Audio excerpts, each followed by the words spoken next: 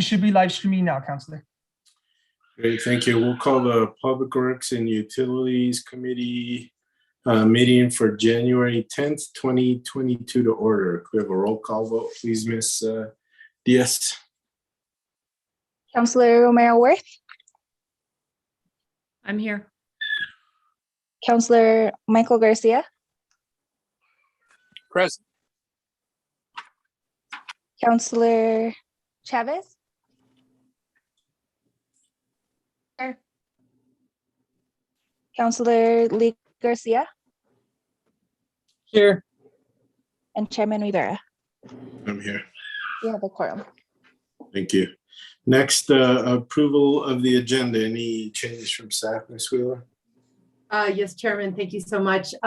Change from staff would be to remove item 7I. It needs some more work and it'll be brought back when it's ready.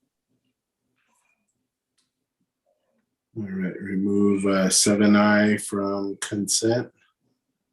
Yes, thank you. Very good. Anything else? No, Chairman, that's it. Thank you. Anything from the committee? Wishes of the committee? Move to approve as amended. Second. Motion for approval is amended by Councilor Romero-Worth, second by Councilor Michael Garcia. Any further discussion? See none. Could we have a roll call vote, please, Ms. Diaz? Counselor Romero-Worth, Yes. Counselor Michael Garcia, Yes. Counselor Chavez, Yes. Counselor Lee Garcia, Yes. and Chairman Rivera. Yes. Motion passes.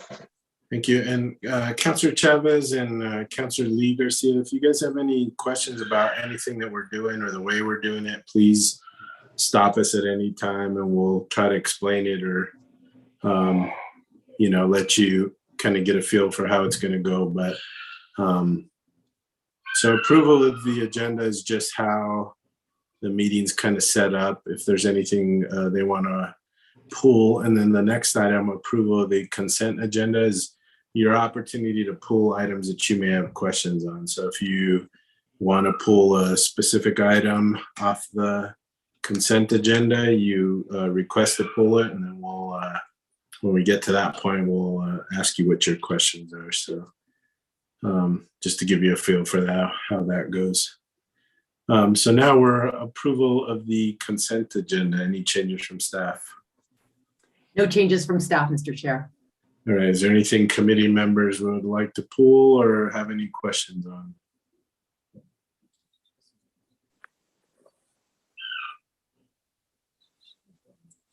I don't see any hands up, so I would like to pull item J just to give staff the opportunity to give a little bit of a presentation on it.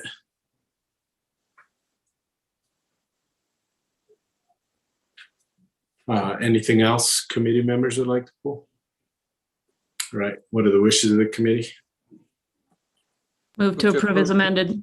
Second. Motion for approval is amended, I think, by Councilor Michael Garcia. Is that correct? Yes. All right, and a second by Councilor Romero-Worth. Any further discussion? Roll call vote, please, Ms. Diaz. Counselor Romero-Worth, Yes. Counselor Michael Garcia, Yes. Counselor Chavez, Yes. Counselor Lee Garcia, Yes. and Chairman Rivera. Yes. Motion passes. We have 3 presentation informational items. The first one is 6A. Can you read that into the record, please, Ms. Diaz?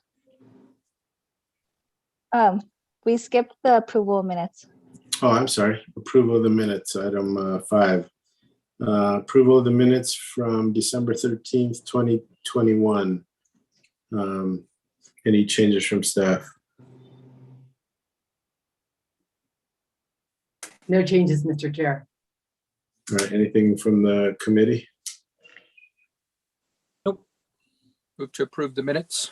Second.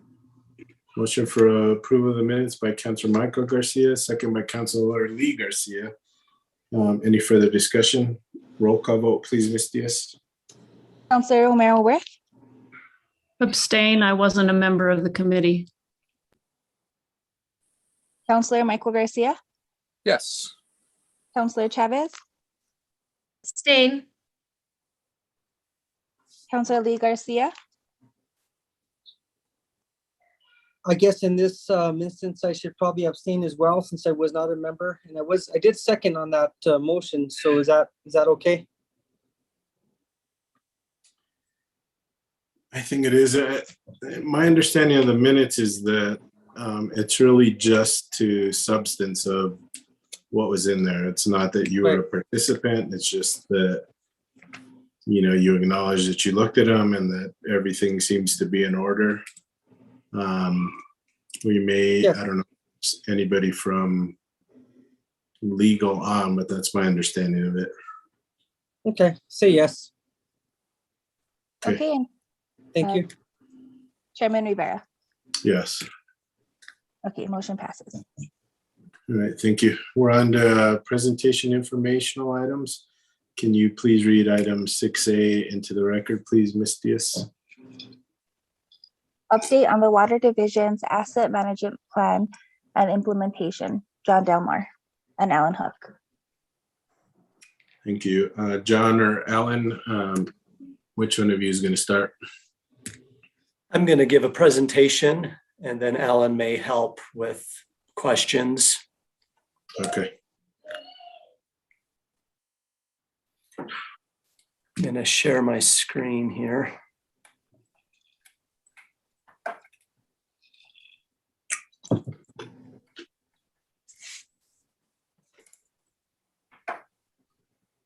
Okay, can you see my screen? Yes. Yes. Okay. Just start with a quick introduction. My name is John Delmar. I'm the engineer supervisor in the Water Division. And this is just a brief update on our asset management plan. Excuse me, John. Real quick, is there a way to make the presentation the entire screen? Because right now we can see your, there you go. Thank you. There we go. Yeah, sorry.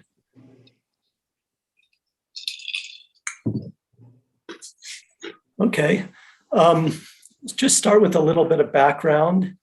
An asset management plan is required by the for any New Mexico legislative funding for water related projects. It's also was formally implemented in a city council resolution in 2015, which basically committed the Water Division to implement a formal asset management plan. Further, New Mexico Water Trust Fund rules require that we make sort of regular progress reports and statuses to the governing body, and in some cases, maybe internally. So this, I believe, is the first report we've made since we've had really implemented an asset management plan. In future, these reports may be wrapped up into other Water Division annual type reports. And then finally, and last but not least, asset management is really integral to managing a utility water system. It's something that has always been done, but now we're doing it more formally and in a way that allows us to meet requirements for external funding. In April of 2020, we finalized a report which formally established our asset management plan. This was sort of a group effort with the city managing a contract with FCS Group and Brown and Caldwell. This report includes a comprehensive inventory and evaluation of all the water assets, which is a pretty large list, which I'll go into just a little bit more in a minute. It also establishes levels of service and measures of performance. So this would include, customer service measures, reliability, water quality, that sort of thing. It also does a risk and criticality assessment, including probability of failure and consequences of failure for various assets. And then it also includes asset lifecycle management, looking at the full life cycle of our assets, long-term funding needs, and like any of these sort of living documents, a continuous improvement requirement. That report is available online or upon request for those interested in reading more. I wanted to just give a few highlights. Currently, the Water Division manages over 600 miles of water mains in the transmission and distribution system. There's over 2,800 hydrants and over 8,400 valves. We've got 9 storage tanks totaling 34.6 million gallons of storage, and that's finished water ready to be delivered. There's 2 reservoirs, 9 city and 13 Buckman wells, and 2 water treatment plants. That includes the Canyon Road Water Treatment Plant and the city's partial ownership of the BDD plant. Looking at the assets, one of the things that was done in the report was to assign replacement costs, basically a value of all these assets. And you can see this sort of middle column, without including BDD, that the assets total $800 million of replacement costs. So if you were to put BDD in and correct for the fact that replacement costs have probably gone up since 2019, 2020, we're looking at probably $1 billion worth of assets in the water system. So long-term funding requirements, the asset management plan sort of laid out life cycle costs, including replacement of major assets, and ran it out to the year 2050. So if you look at that sort of curve and planned life cycle replacement and refurbishment, that results in an average annual investment of about $13.5 million needed. That's probably about double what we've been historically spending. I'd also like to mention that this slide, which is in the report and was accurate in 2019, 2020, could be updated because we've added some fairly significant reservoir improvements, which basically increase our CIP funding for the next roughly 5 years. It's spread out. So the beginning of this graph, if you included our planned CIP right now, would include additional funding starting next year on the order of $20 million a year if we can manage the projects at that level. Kind of the next steps for our asset management plan is to implement asset management software. Basically, the asset management industry has matured quite a bit, as you might imagine. There's a lot of firms that specialize in asset management and very specific software. So part of our effort back in 2019 and 2020 was to generate software requirements so that we can evaluate software packages, commercial software packages. Our first choice will be to use the Tyler, what's called EAM. I think it's called Enterprise Asset Management. That would be our first choice because the city already has an enterprise license with Tyler. But we don't want to commit to that because this software has some very specific requirements. And if that Tyler package does not really meet our needs, we reserve the right to go out and look for other softwares available.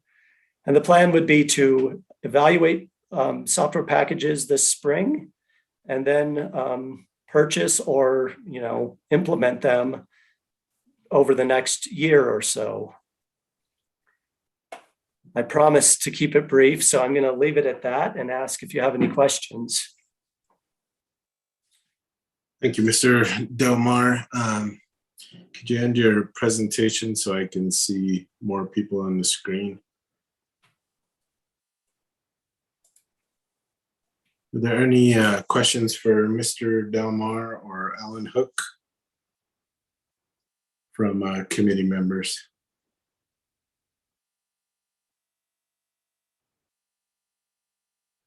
I don't see any hands, virtual or otherwise. John, I did want to ask you, is this just for water or is this wastewater as well? This plan is just for water. I don't know what wastewater has in terms of an asset management plan. So where's the cutoff point? Is it from distribution to the residents until things get sent down the other way? Yeah, this would include source of supply. So it would be basically, from the Rio Grande to our water treatment plants or to the watershed to our plants, into our distribution system. Actually, you could say into the homes because it includes measures of customer satisfaction or complaints, and water quality, which is kind of a point of source measure. But yeah, once it leaves the tap, I would say you've entered either wastewater or, consumed water, which is not really managed as part of this plan. All right. And does this look at really the use of, is it Purple Pipe that looks at reusing water for landscaping and things like that? Or is this just distribution? That's definitely a part of the system that sort of crosses between the water and the wastewater divisions. I was personally involved in a lot of the reuse projects. This plan does not include that, although I would say that the water division does include management of those assets. And maybe when we implement the software, we might incorporate some of those systems. I think that's a really good question. All right. And does this look at wells within the city that are currently being utilized, or does it just focus on those, or does it look at those that aren't being utilized as well? It includes all the wells that are available. Those wells are sort of, used in rotation or as needed. So I would say that it would include all the wells. So have we started utilizing the Baca Street wells yet? I don't know that. I wonder if Alan could answer that question. No, we haven't, because that's still part of a monitoring program with the state and PNM. Right. That's what I thought. So does this asset management plan look at that well system as part of the asset management, or does it skip that well?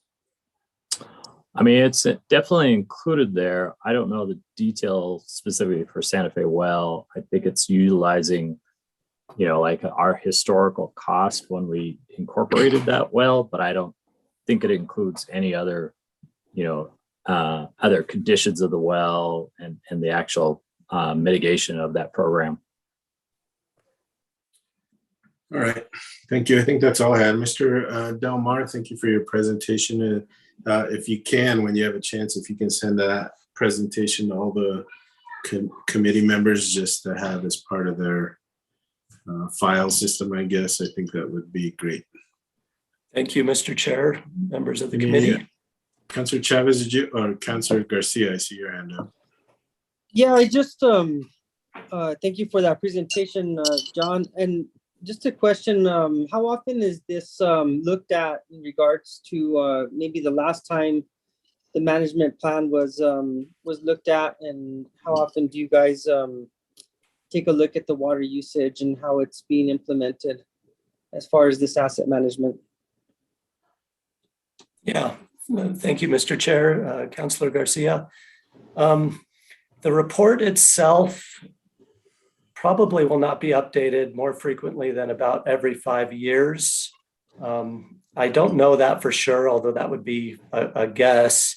The actual asset management plan, and especially once we implement the software, I would say would be continually updated, and especially every year when we do our 5-year CIP planning, our capital improvement project planning, we will be using the asset management plan to sort of inform that process.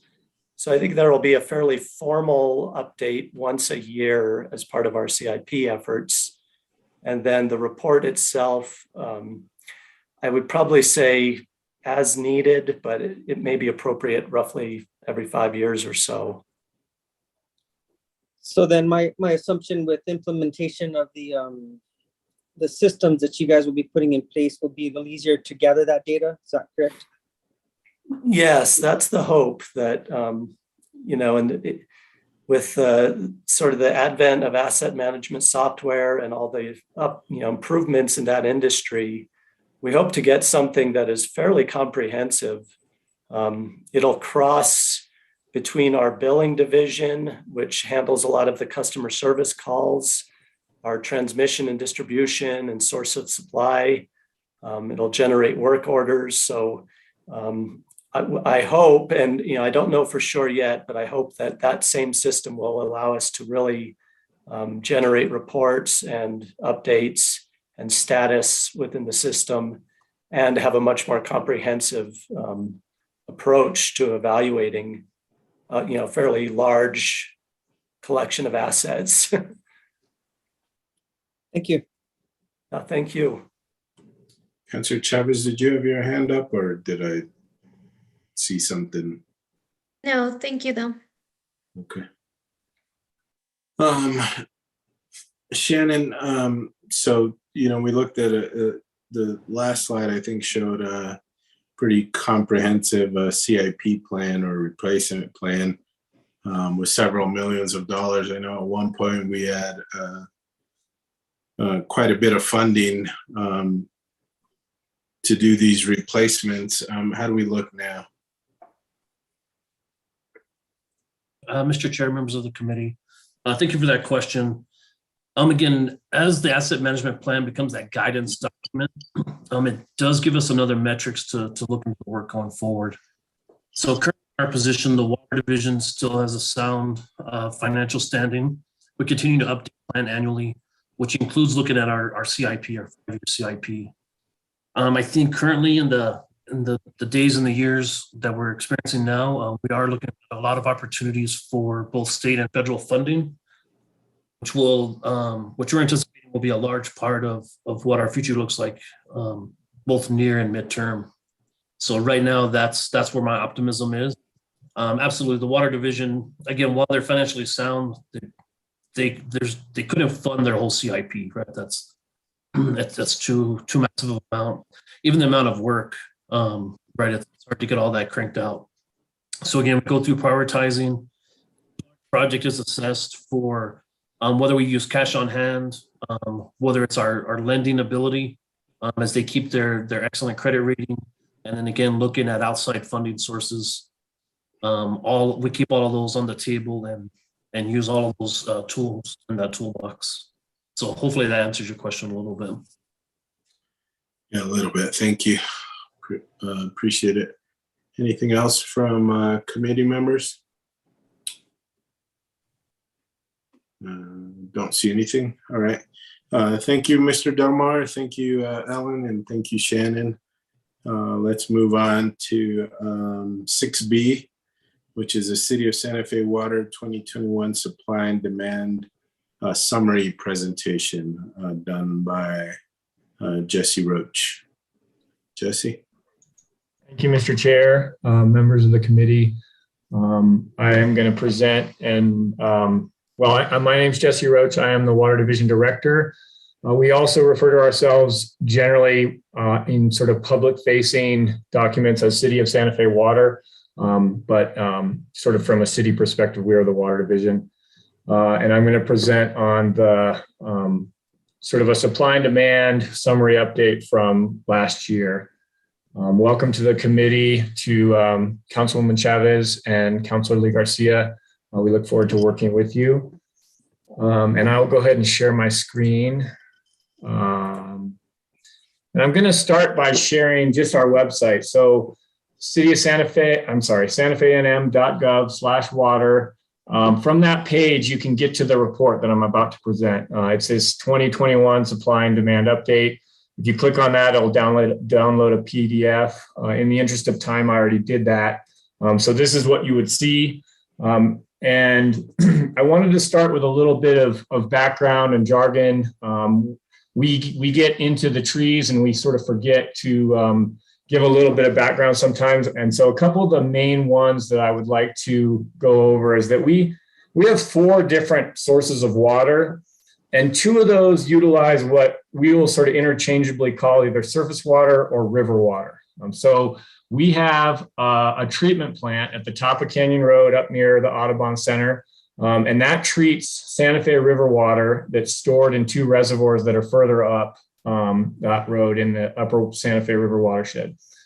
We also have the Buckman, we are co-owners with the county of the Buckman Direct Diversion Water Treatment Plant, and that treats water diverted from the Rio Grande that in our case is actually Colorado River water that was delivered into the Rio Grande system via the San Juan Chama project. And that water is stored in 3 different reservoirs in the Chama system. So in both cases, this surface water is first settled with gravity to get out the sort of large, to get it more clear. It's filtered and it's chlorinated at these treatment plants. And that these 2 water sources, these our surface water sources, are what we lean on. We think of these as our checkings accounts. We know exactly what's there, and we try and use that first. The other 2 sources are what we'll call either groundwater or well water interchangeably. Either of those means the same thing to us. And these come from underground aquifers. An aquifer is a sort of geologic formation underground that's saturated with water. And so the 2 groundwater sources that we have are the city well field, which consists of 7 wells, and 5 of those are clustered near the Santa Fe River between St. Francis and Elyria.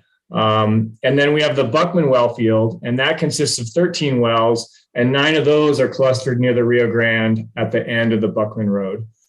Now, groundwater is naturally filtered as it moves underground, and so all we do after we pump it out of a well is chlorinate it before we deliver it into the potable system. So that's just a little bit of background as to the 4 sources of water we have.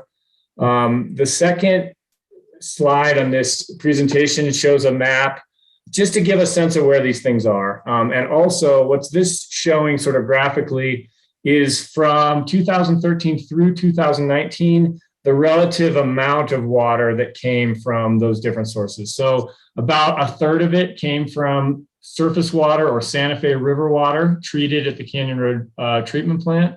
About 45% of it came from, again, surface water or river water treated at the Buckman Direct Diversion and delivered into the system. And then the remaining about 1/4 that we used during those years came from either the city wells or the Buckman wells.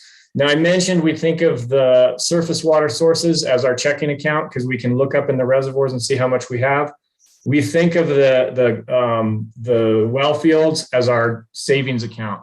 These in some ways are drought proof. There's water sitting there waiting for us, but we don't have as good a handle on exactly how much is there. And we like to save that for a dry day, so to speak. Okay, so from there, I'm just going to give a little bit of a summary of what happened last year in the system. And this presentation starts with sort of bulleted points showing what I'll be talking on figures on the next page. So I'm going to go ahead and move forward to the figure, and then I'll read from these bulleted points as I talk about the figure.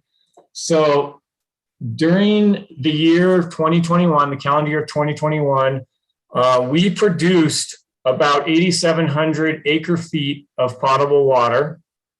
And about almost 80% of that came from our surface water sources. So what we're looking at here in this graph is from January through December, how much water came from the Santa Fe River. So that's the light blue color on the bottom.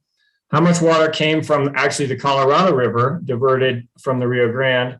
That's the darker blue shade here. So this is the Buckman direct diversion water. And then on top of that is the city wells, is the orange. And on top of that is the yellow, is the Buckman wells. So that's what we produce during the year. You can see that in the winter, we have sort of a stable demand, and that's essentially our indoor water use. And then during the summer, that demand comes up and almost doubles. And that's that sort of seasonal peak is our outdoor water use.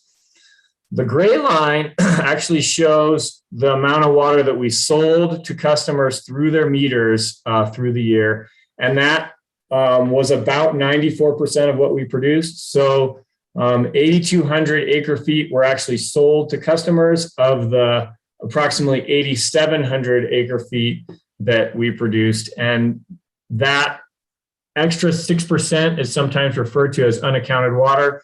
And that's actually a pretty good number. And essentially that's water that is associated with leaks or main breaks or fires or places where we're not actually metering the water that gets used.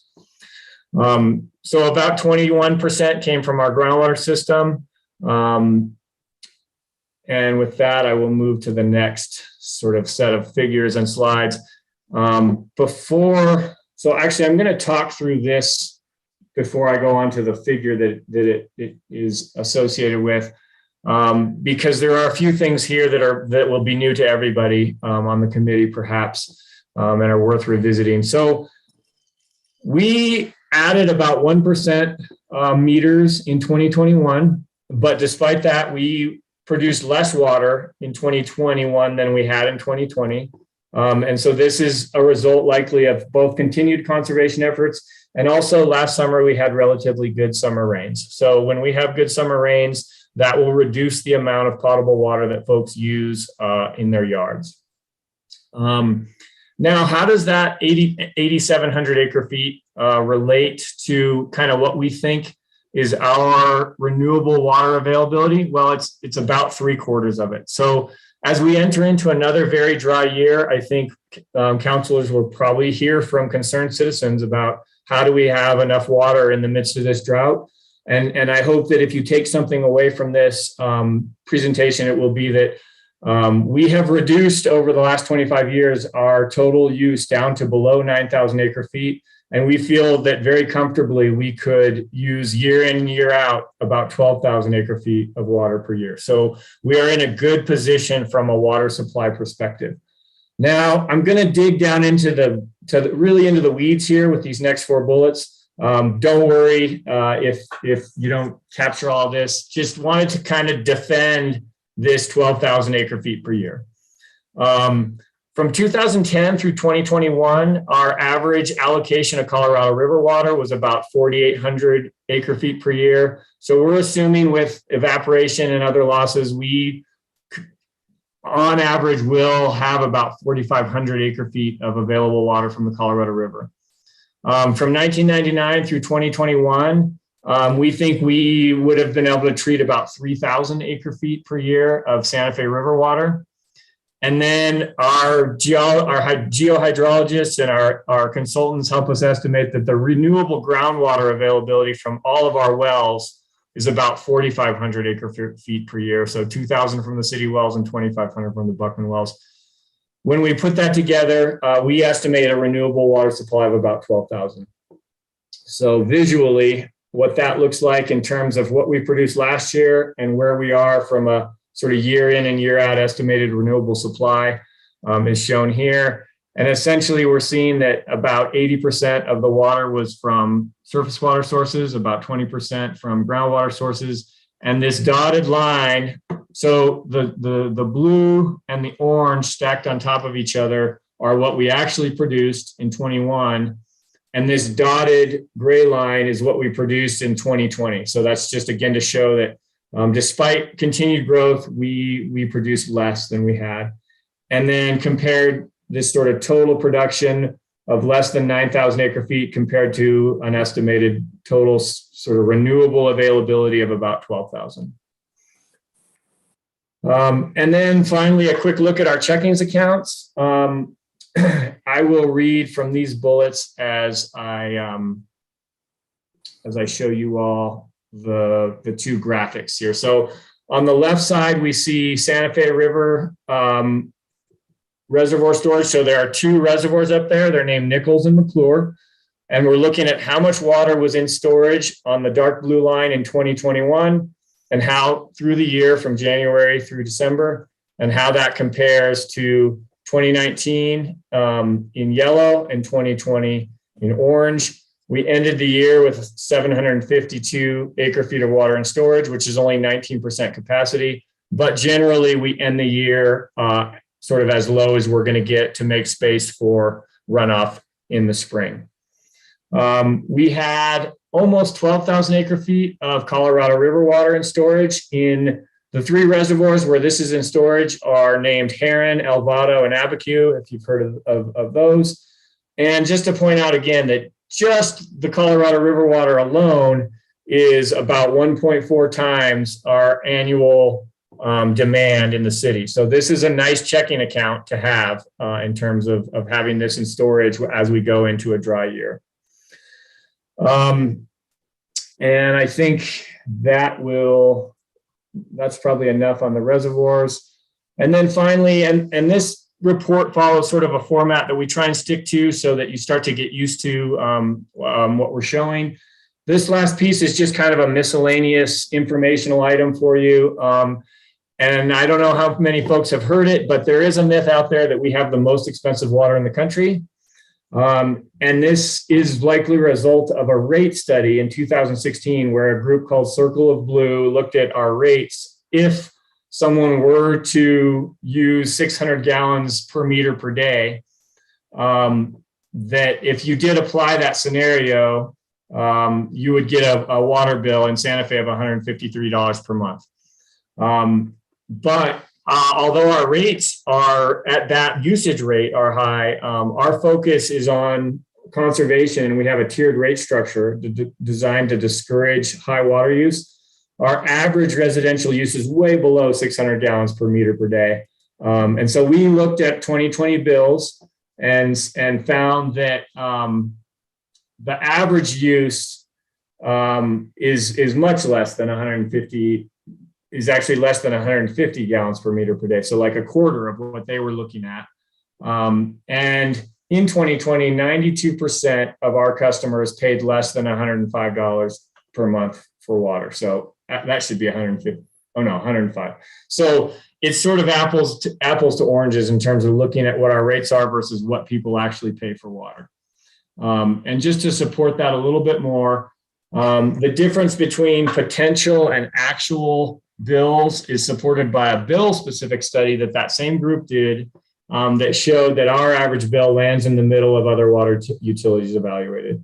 So this figure here shows from that study. And so you see the cities, Phoenix, Tucson, other Salt Lake City, other southwestern cities, and that what we use is in red. So our use is low, and what we pay is in blue, is in the middle of these cities. So the upshot of that is that if someone tells you that we have the most expensive water in the country, you can say that we do have rates designed to discourage high water use, but what folks actually pay for water is very comparable to other water utilities across the country and even in our own region. So with that, I will stop sharing and stand for any questions or comments. Thank you, Jesse. Any questions for Mr. Roach?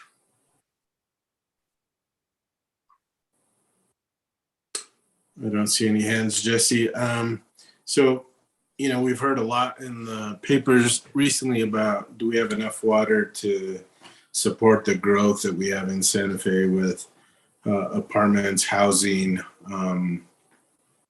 other growth possibilities. Your answer to this is that we have enough water to support those subdivisions or areas of growth? Chair Rivera, members of the committee, yes. The short answer is yes. And there are a few reasons that can go into supporting that answer. But I think the first one is that we have reduced our total demand to a place where we are using maybe 3/4 of what we think is sustainably available at the moment.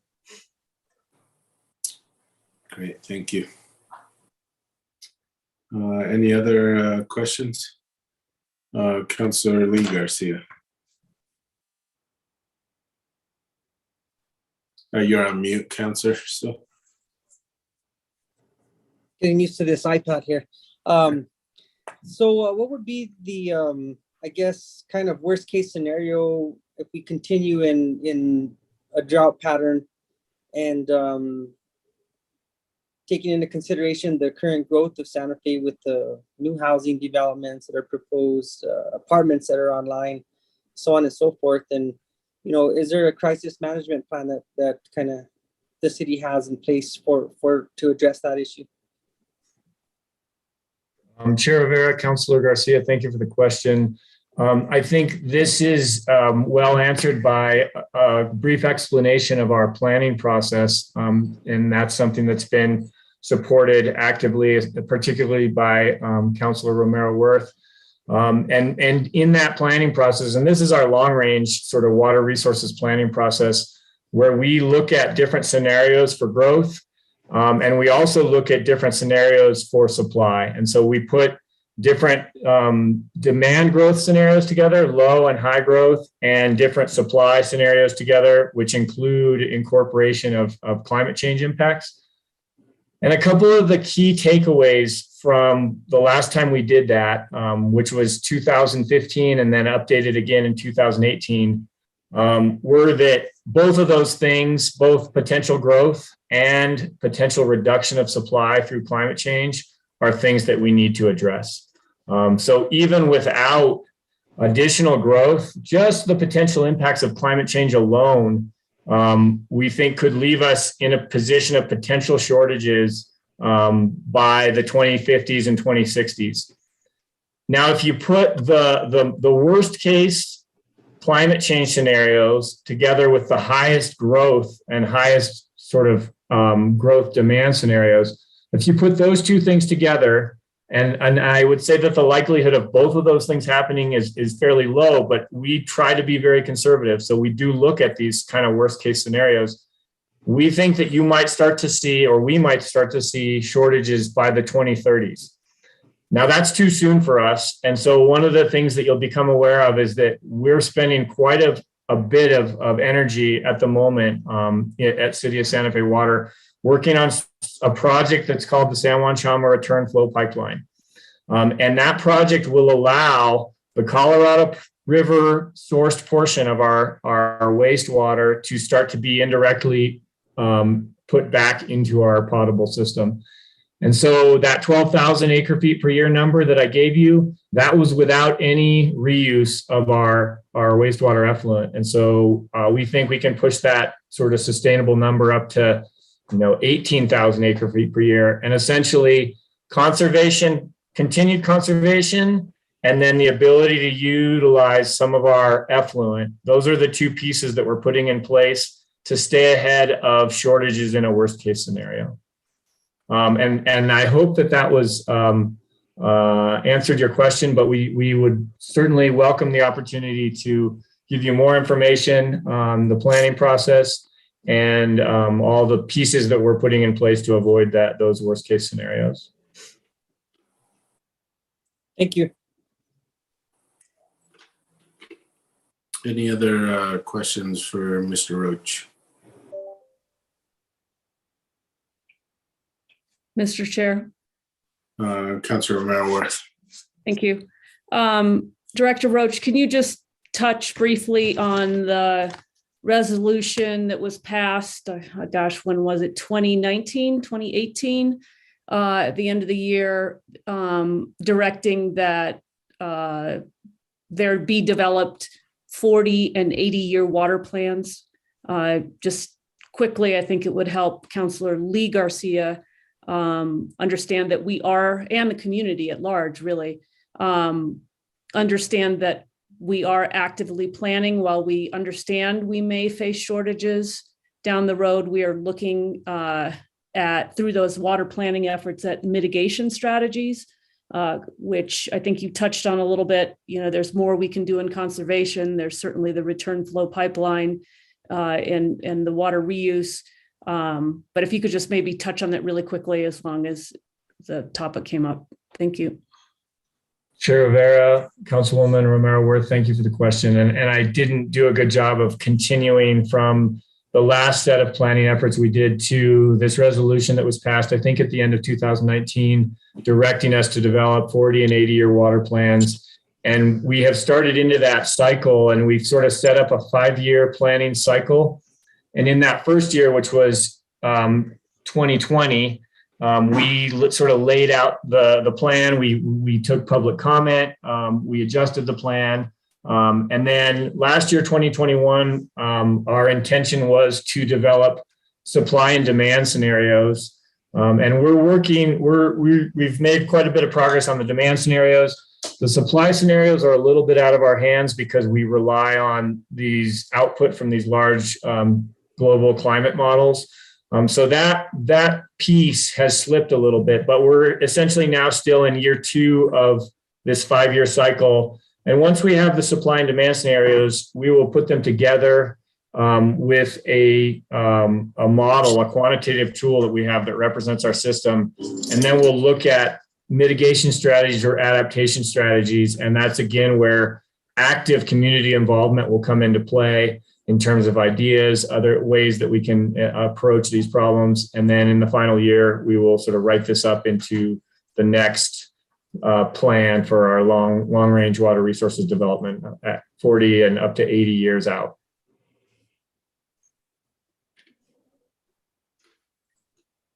Councilor Melworth, you still have the floor.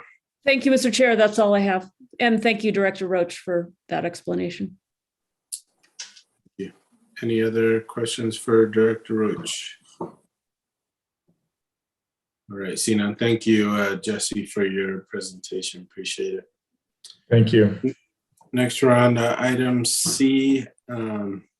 Ms. Diaz, can you read that into the record, please? Streetlight LED conversion project report, Regina Wheeler. Thank you, Ms. Wheeler. Thank you, Chairman. Members of the committee. Normally, we've been submitting this report at every single Public Works Committee meeting since the construction of the streetlight conversion started. And normally I would stand for questions at this point, but I'd like to take a minute to brief the new counselors on the committee about a little bit of background about this project. So this streetlight LED, if that's okay, Chairman, if we have a few minutes. Yes, definitely. Go ahead. Thank you so much. So this streetlight conversion project is part of a large energy conservation project that the governing body approved last February 2021. It's a $17 million energy and water conservation project that will install 3 megawatts of solar around the city. It's the largest single solar project the city's ever taken on.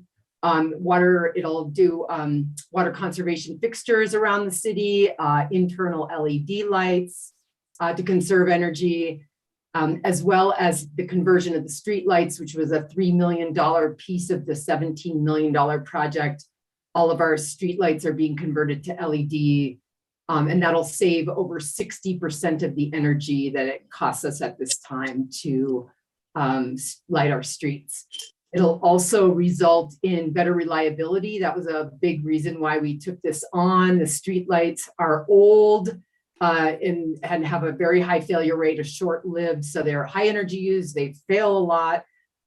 P&M was required to maintain our streetlights all these years based on PRC rate 20. But with the conversion to LED, the city actually has the opportunity to have a private company maintain these streetlights. And so it really can increase reliability. First, the LEDs fail much less often, they have longer life.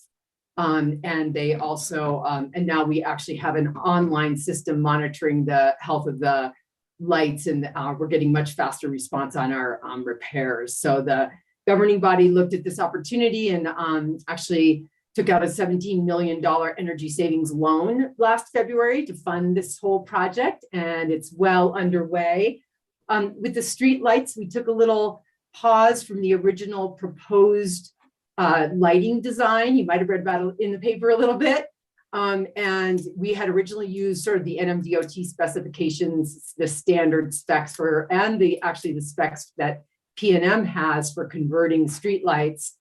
But the city of Santa Fe, of course, wanted something special and different, and we wanted to really preserve our dark skies, and we wanted to preserve our ambiance. And so we took 3 months to do a community guided lighting design that resulted in a lowest Kelvin, which is sort of the color temperature of the lights, whether it's more yellow or more white. So the lower Kelvins give you a more yellow light, which is really more pleasant and less impact. We also decided on lights that have lenses on them, which reduces glare, and extra side shielding, which also reduces glare and reduces fugitive light. So in May of 2021, the governing body approved the community guided lighting design, which protects dark skies and protects our ambiance while saving energy and increasing reliability. The Dalkia contract, Dalkia is the company that was awarded the contract in February for converting the lights and then maintaining them. Their contract had to be amended with this community guided design, and that was done on August of 2021. We started installation of conversion of the city-owned streetlights in October of 2021 and have been providing a report to the Public Works Committee weekly since then. Throughout the installation process, even before we started installation, we began hanging door hangers in the neighborhoods where the lights would change so that people could give us feedback. They could call, they could go to our website, santafeLED.com. And we haven't gotten a ton of feedback, but what we have gotten is generally positive. You can see all the reports that we've submitted on santafeLED.com. Many people are very excited because they've been waiting for additional shielding that they want to request. There are some cases where the orientation of a street light to somebody's home does cause it to shine into their bedroom or living room or onto their property in an undesirable way. With the old streetlights, there was nothing we could do about that, and they really shone all over. They had a very, very wide beam. These are much more focused, but even still, some customers have requested shielding, not very many, but all of those shields have been installed already that have been requested. And so that's a great progress. We're being able to be much more responsive and to manage our streetlights. We're actually even looking forward to a dimming strategy where we could conceivably save more energy by dimming our lights after hours in the wee hours of the morning. If we decide to do that, that will definitely undertake some community engagement to evaluate that.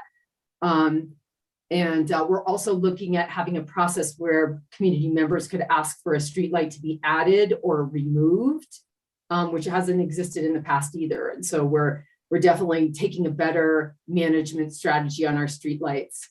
And so the installation by Dalkia is well underway. And we have Cheyenne Ernst here from Dalkia, who has been the project manager on the Dalkia side and supporting the governing body for the past year in the conversations. And maybe Cheyenne, you could give the counselors an update on the status of the conversion. Yeah, absolutely. Thank you so much, Director Wheeler. Thank you, Chairman Rivera and council members for giving us the opportunity to give you an update this evening. At this point, we've converted just over 2,600 of the about 3,500 lights that are owned by the city of Santa Fe in the street lighting network. So we're just about 75% of the way complete. Most of the work that we have remaining is in the northwest side of the city. And then we have a little bit of work remaining downtown just because of a material delay from our manufacturer. There are about 100 lights in the downtown area that still have not yet been converted. But other than that, things are running really smoothly. As Director Wheeler mentioned, we are fulfilling additional shielding requests essentially on a bi-weekly basis. And we're really happy to report that to date, we have had no safety incidents throughout the conversion. And we're looking forward to wrapping up the project sometime in the end of February. Thank you so much, Cheyenne. And I think that with that, Councilor Chairman Rivera will stand for questions. Thank you, Director Wheeler and Ms. Ernst. Appreciate you being here with us tonight. Any questions for the director or for Ms. Ernst? Councilor Michael Garcia. Thank you, Mr. Chair, and thank you, Director Wheeler and Cheyenne, for the update. Appreciate it. Sounds like the project's going well. I guess my question is, there was, I know when we were going over all the approvals last summer, I can't remember if it's in the contract or where it was, that we were going to get drone footage as we were completing the phases. And we haven't had any kind of before and after of that drone phases. We've had a lot of these reports saying we've replaced X amount of lights, installed X amount of shields and whatnot, but none of the drone footage and whatnot. So do you know when we anticipate any of those type of reports to be given?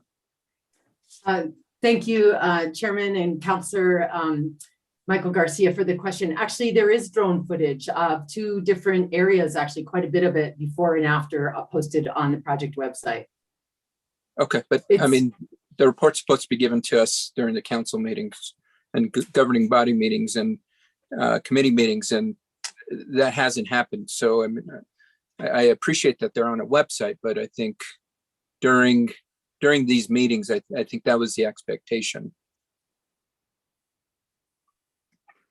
Thank you, Councilor. They're very large files, and we can certainly run the videos during the next council meeting if that's a preference of the chair. During the next, I'm sorry, Public Works meeting. But they are available, and they have been available for some time. I think also one thing I didn't mention was during the community engagement process, we created an email list of residents who would be very interested to continue to be updated on the project. And they did receive an update, another newsletter about 2 weeks ago, and it provided links to the website and the before and after videos. And that also went to all the city councilors. So it has been available to the public as well as the councilors for some time. Thank you, Director. Yeah. Are you asking for that video presentation for Public Works? For Public Works, because I think that I thought was the expectation, that we were going to get these thorough reports and not a, hey, here's a link to the report that is in the packet and let me know if you have any questions. But if that's the way it's going to be presented, I'll guess that's what we've got to deal with. I guess my second question is, and I had reached out and emailed to this and I hadn't heard back. Again, during the conversations back in our August council governing body meeting, when we were approving the amendments to the contract, there was a commitment made to make presentations during the governing body meetings, not solely to the Public Works and Utilities meeting. And I think that's a great venue for the public to become aware of where we are with this project. I know that there's information available on the web, but it's a completely different process when folks are presented the information, whether it's during the committee meeting or something like the governing body meeting.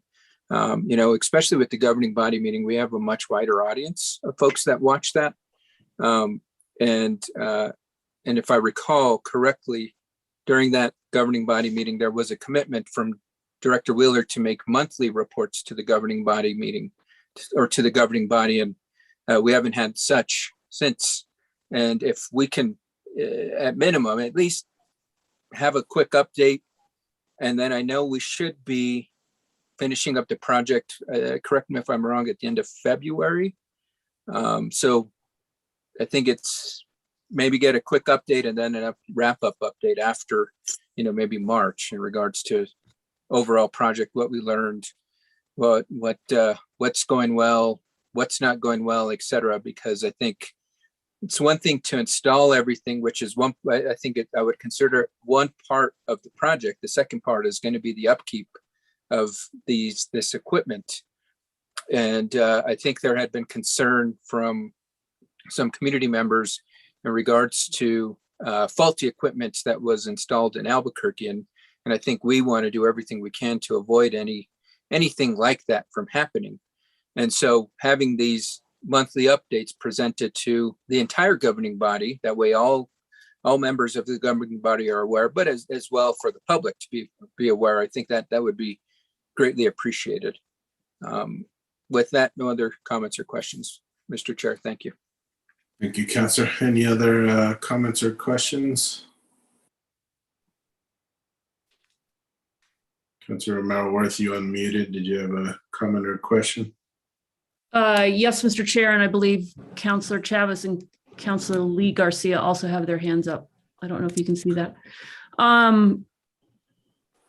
Director Wheeler, what's the status of PNM converting their lights? Is that likely to be something that happens soon, not for a while? Do you have any idea? I know that we're not doing that, but I'm just curious. Thank you, Councilor Romero-Worth and Chairman, for the question. So when Santa Fe adopted the community guided lighting design, it had a number of pieces of equipment that PNM is not authorized to install. And so they leapt into action, and we've been working as a team, actually, Cheyenne and the project team and I, we actually meet twice a week with the whole PNM crew. So they are working really hard to get approval to install the equipment that the city of Santa Fe prefers. And I just really would like to acknowledge the governing body, because the governing body really did pick an extremely progressive lighting design, but it also, we paved the way for other communities to be able to implement the same progressive lighting design. And the two big progressive pieces were the 2700 Kelvin residential lighting, the lenses, and the smart nodes for dimming. And so PNM is, I think they believe that they're going to get, they're working through their process, probably a month away from possibly internal approval of the equipment. And then they do have to submit to PRC a new acceptable alternatives equipment list. And once they submit that, then we could actually amend the PNM contract that we already have with them to convert their lights and get them started on procuring their lights and installing them. So, you know, it's as hard for PNM to predict their internal processes as it is for us. We're kind of similar organizations in a way. But I would say that, you know, certainly in a couple of months, we'd expect, we're hoping to bring an amendment to their contract forward with the new equipment that the governing body has approved. Okay, thank you. Just curious. Thank you. Councillor Chavez, did you have a question? Yeah, I had a question and a comment. Thank you, Chair and Ms. Wheeler. So going back to Councillor Garcia, on the packet, the links of the drone were not active for me. And I don't know if anyone else had that problem, but I don't know if that could be revisited, because I love the idea of like the community feedback, like the door hangers, all of that. I just want to applaud you. I think that, you know, giving community access to their surroundings and the improvements of their surroundings is so necessary. So thank you for that. But I did want to just let you know, I had the packet, I had the links, but none of them were active. Just so that you were aware on your end. Thank you so much. We can resend that. I'm not sure why that, maybe it has something to do with being in Prime Gov. I'm not sure if links work, but we'll definitely get you those links directly. Thank you so much, Councillor. Thank you. Do you have anything else, Councillor Chavez, or was that it? No, thank you, Chair. Thank you. Councillor Lee Garcia. Thank you, Mr. Chair. Director Wheeler, so I guess just a couple of questions on my behalf. How much of the city lighting is owned by PNM? And again, I guess they're on a pathway to also change that lighting that's in the city limits. Is that correct? Thank you for the question, Councillor Lee Garcia, Chairman. So it's approximately 3,200 owned by the city and 2,300 owned by P&M inside the city limits. And yes, they are definitely converting them. We really need them to convert. We pay a lot of money for P&M to maintain those extremely poor reliability lights that take a lot of energy. And so, yeah, they need to be converted. And is there a projection on that from P&M about what timeline? Thank you, Councillor, for the question. As I just said, they're in the process of getting the internal approval for the equipment that we've requested that they use on the conversion. If the equipment is not approved by the PRC at this point for their utilization, but we're confident that we'll get there. Thank you. And then just my last question, when citizens or constituents are asking about questions about this conversion, what's the best way to contact the department to find out, if their street is going to be updated or when it's going to be updated, or if they have something that needs repaired? There's the best way to do it is at santafeled.com. There's a form there and they can put anything in there. They can put comments, they can put work order requests, they can request a shield. They could also certainly call our constituent services if the phone is much better for them. Daniel Diaz, our constituent service representative, is very aware of the project and can definitely route their requests effectively. Thank you. Thank you so much. Thank you, Councillor. Any other questions or comments or concerns? I don't see any. I wanted to thank Ms. Ernst. I brought up a concern about a light on Jaguar that was flickering, and I drove by the other night and it seemed to be taken care of. So I assume you took care of it and it just didn't resolve on its own. So I appreciate that. Yes, thank you, Chairman. We did repair that, and also the other, the lights on Yucca that I believe were brought up at the previous Public Works Committee meeting have also been repaired. So all the stuff that we discussed at the previous Public Works meeting as needing to be addressed has been addressed at this time. So we appreciate all the committee members and citizens staying vigilant and making us aware of things so that we can address them promptly. Thank you, Ms. Ernst.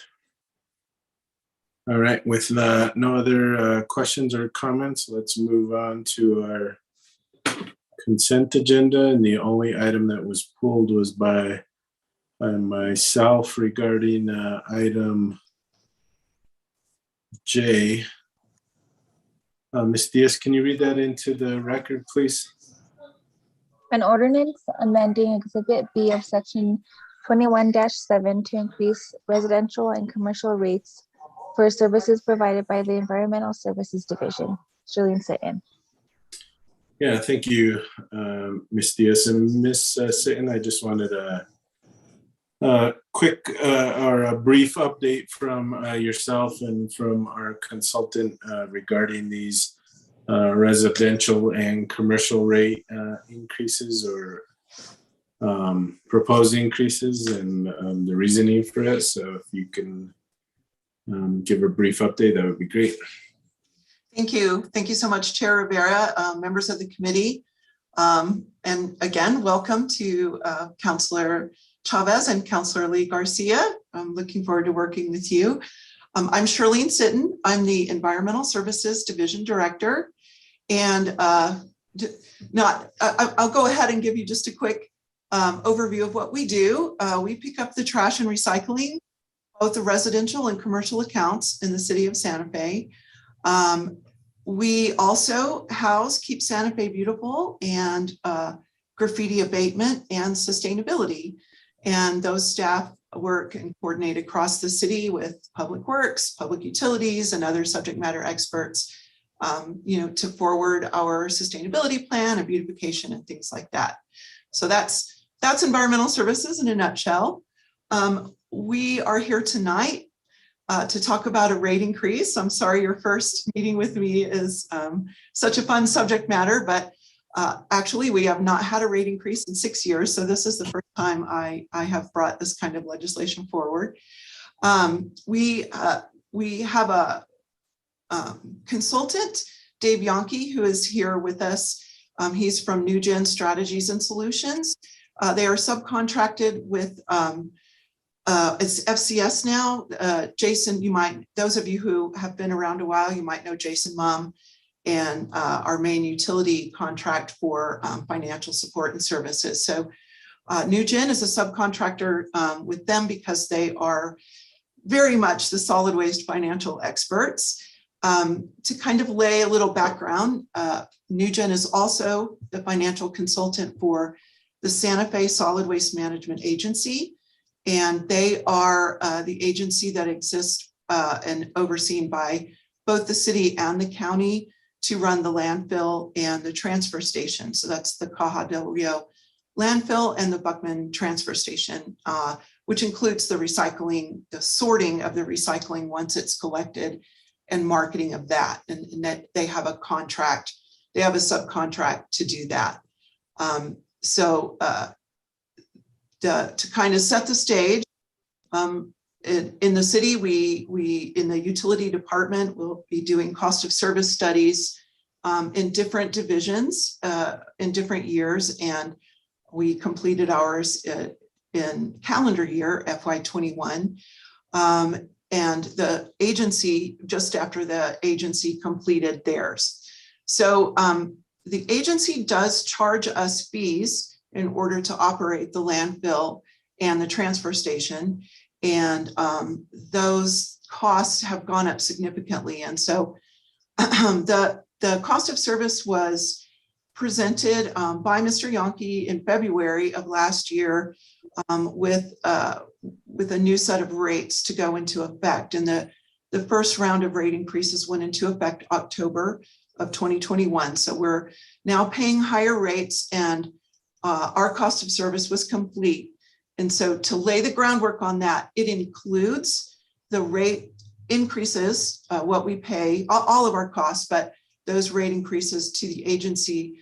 But it also takes into account the other costs that we have to pay just to run our operation and to plan for future growth. So I think having said that, Mr. Yonke has a presentation to explain the methodology behind the cost of service study and to show you the rate increase recommendations. And of course, they're all in your backup as well. But if Mr. Yonke will take it over, I'll let him go from here. All right, great. Let me pull up the PowerPoint. Okay. Can everyone see the PowerPoint? No, you're not sharing your screen yet. Oh, okay. Ms. Diaz, has he been allowed to share the screen?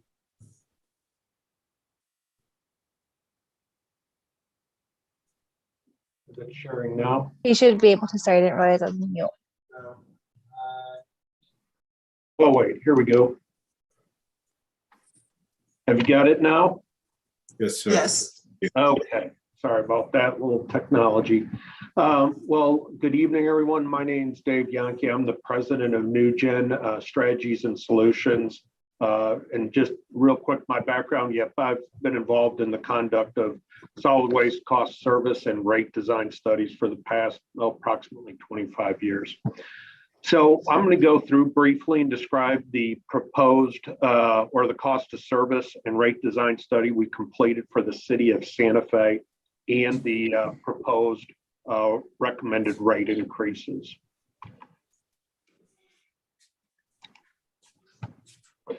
So briefly, there are 5 basic steps. First of all, we conduct a comprehensive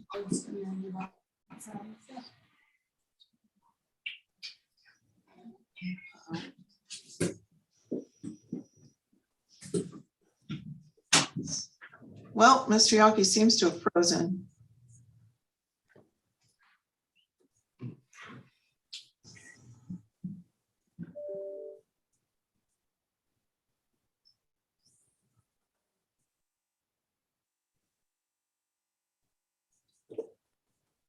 Let's give him a minute, see if he unfreezes. Sorry about that. I've texted him. There's good and bad to technology. Yes. Mr. Chair, do we have this presentation in our packets? No, but I Don't believe so. Mr. Chair, I have the presentation. I can share it, but yeah, he's fallen off.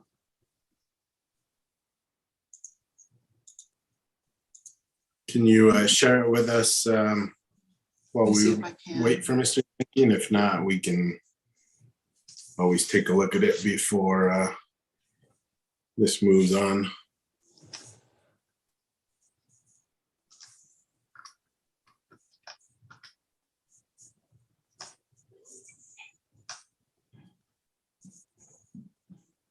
Mr. Chair, I'm working on it.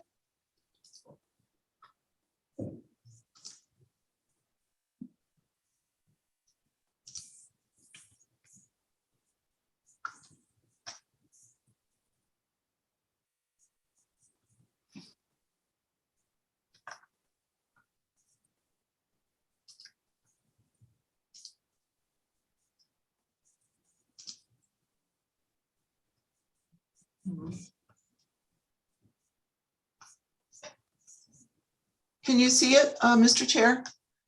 Yes, we can. Okay. I'm not going to be able to give you all the detailed financial background, but I can run through it pretty quickly. So as Mr. Yankee was saying, the kind of the 5-step process for doing a cost of service study would be to conduct a comprehensive study that allocates costs to each specific solid waste service. In other words, the commercial service and each of the kinds of service we deliver, all of those costs are accounted for. Develop a 4-year revenue requirement forecast. So that's because this happened during calendar year 21, that was a test year, and then the 4-year forecast is 22 through 25. Calculate the revenues realized under current rates, and then design rates. Compare them for the what we need in the coming years, and then design rates for residential, commercial front load and rear load, and roll off customers, and then of course to present these findings to you. I do have a text from him, so let me see. He's trying to rejoin. So developing the test year, that means to look at the most current year you have all of the information on, and then base your costs and projections and growth from that test year, which then is a revenue requirement forecast. How much money are we going to need going forward? Obviously allocate cost to service categories so that the rates for each category are looked at individually. Billing units, and then the cost of service calculation. How much is it going to cost us to do this? So the revenue requirement, how much money are we going to need to capture back in revenues, has several components. Excuse me, I'm back. Very good. Dave, I tell you what, I'm already sharing my screen and I'm on the revenue requirement. So if you just want to jump in, I will run the slideshow. That's a good idea. I apologize for that, folks. So the revenue requirement are the 3 major cost components: your operating and maintenance expenses, all your existing outstanding debt, and then vehicle replacements that you pay as you go. So you pay through your rates, and that adds up to your total revenue requirement. Next, please. So what we do once we develop the total revenue requirement, we're going to end up allocating all those costs to each of the specific services provided by the city. And it's important to point out here, a lot of the different services you may or may not be familiar that the city provides. So we're going to come up with the cost of service for residential refuse, garbage collection, large item collection, bulky items, recycling collection. And then on the commercial side, there are a number of different services provided: side load refuse, side load recycling, and then front load for both refuse recycling, rear load.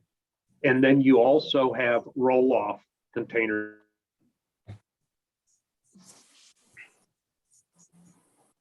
Administrative programs, some of those Charlene mentioned, for environmental services. And then, as she mentioned, disposal and recycling. The city does have to pay for the cost of disposing of the garbage and the processing of recyclables. Next, please.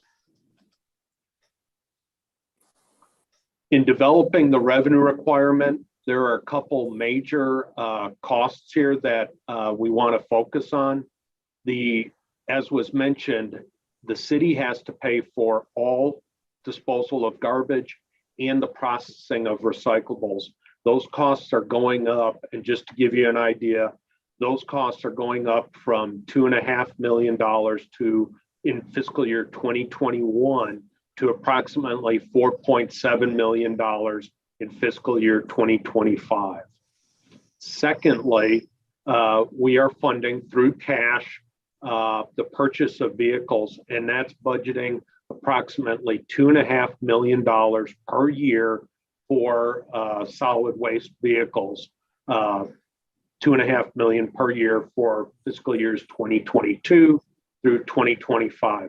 And then finally, there's budgeted and incorporated a $9.8 million bond issue for a new maintenance facility, which is funded with a 20-year bond issue. So that's approximately $830,000 per year.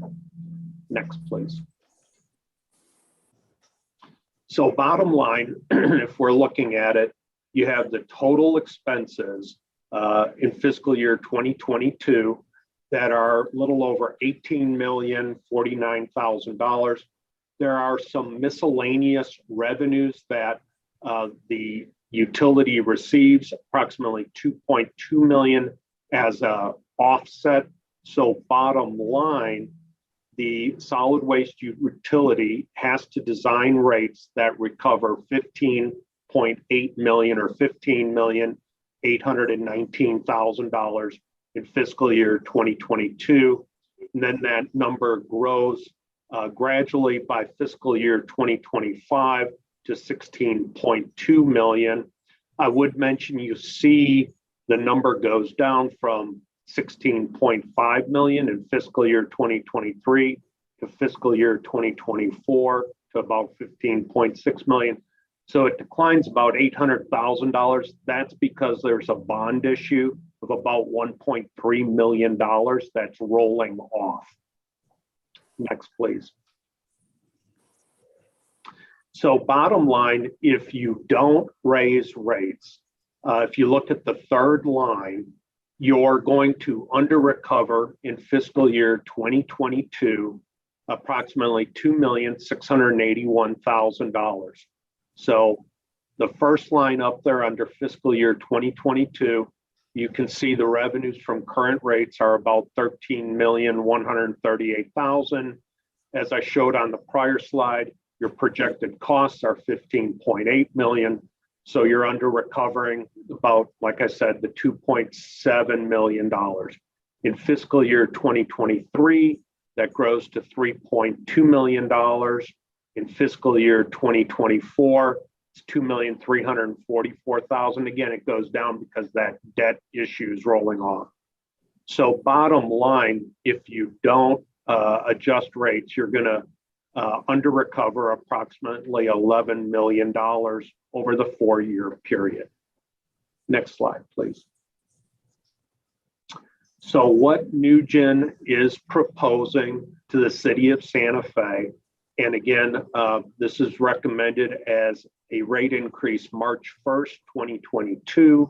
So basically in a couple months, that the residential rate, the current rate, go from $15.75 per month per household to $19.25 effective March 1st, 2022, where the little first blue arrow is.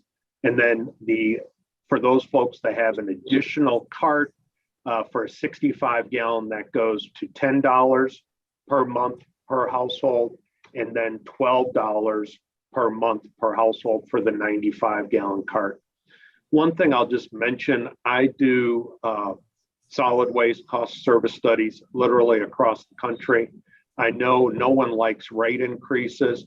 One thing I would mention for the city of Santa Fe, given the different services that are provided that I showed on that list, that your rate, even with this proposed rate increase, is still under $20, is quite frankly amazing. It's a really good deal. A lot of our clients are already in the mid 20s to upper $20 per month per household. We've got some clients that are now going over $30 per month per household for comparable services. So just what we're seeing in the market. Next slide, please. This shows what I was talking about. So City of Santa Fe's current rate is at $15.75 per month per household. That's that second bar from the bottom. And if you were to raise the rates, you would go to $19.25 per month per household, which is in the middle of the graph. I'll tell you right now, we're working with Roswell, New Mexico, and their rates will be going up. So just an FYI. Next slide, please. With regard to commercial front load and rear load rates, we are recommending modest increases on the commercial front load. We're recommending an increase of 7% in fiscal year 2022. Again, we would recommend that be effective March 1st. For the commercial rear load, we're recommending a 5% increase in fiscal year 2022, again, March 1st, and then an additional 5% in fiscal year 2025. Next slide, please. In addition, on the pulls for the roll-off containers, we would recommend increases as shown in that column where it says fiscal year 2022, that you would go to a scheduled service call of $225, where you call in, where it's unscheduled, $275, and then a monthly rental fee of $225. And I would just mention this is very competitive. You're still very competitive with the market. And then an additional increase in fiscal year 2024 of $10. Next slide, please. And these are a couple other miscellaneous fees or other fees. We would recommend an increase of the 8 cubic yards, where right now you're charging $33 and some change, that be increased to $50. And then for each additional cubic yard, that be increased from $4.17 to $10. And that the sheet of tags for bag collection be increased from $7.50 to $15. Again, these fees are very comparable to what you see in the marketplace. Next slide, please. So if those proposed increases were put in place, you can see that you're going to still under recover in 2022 in fiscal year 2023, but by fiscal year 2024, you're over recovering $736,000 in fiscal year 2024, and in fiscal year 2025, you're over recovering $374,000. So there is a under recovery on the bottom line is where we keep a running total. So on a cumulative basis, you would under recover about $2.3 million over this 4-year period, which would be drawn down from the city's reserves, which are available or which are sufficient. Next slide, please. So in closing, we would recommend that those rates be approved effective March 1st, 2022. And then, as I mentioned, that $2.3 million where you're under recovering, utilize the reserves. That's everything. I'll be glad to take questions. And again, I apologize for the internet problem. Thank you, Mr. Yankee. Thank you, Ms. Sitton. We have a hand up from Councilor Romero-Worth. Thank you, Mr. Chair. Can we get a copy of this presentation if it's not in our packets, which I don't see it? How often do we do cost of service surveys? You mentioned that we haven't done one in a while, I think, or we haven't had an increase in 6 years. Chair Rivera, Councilor Romero-Worth, we have not. So the way we have set up the contract with the overall public utilities contract with FCS, it will now have a rotating cost of service. So there'll be cost of service for water, wastewater, and water. And so we'll have these more often than had happened in the past. So we're looking at 3 or 4 years to do a comprehensive cost of service study. And does every cost of service survey result in a rate increase? You know, I'll just mention it depends where your situation is. As Charlene mentioned, because it's been 6 years, there's some catch up here because you haven't had a rate increase. A lot of our clients will have us come in every 4 or 5 years. We have some clients that will have us come in annually. And again, trust me, I'm not saying do that, but it just depends. But by doing a forecast every 4 to 5 years, for instance, in your case, it gives you an idea of what your costs are and where they're going. But you are going to have inflation, which will drive costs up. What does it cost to do these surveys? So the study that we're doing, this study cost approximately $60,000.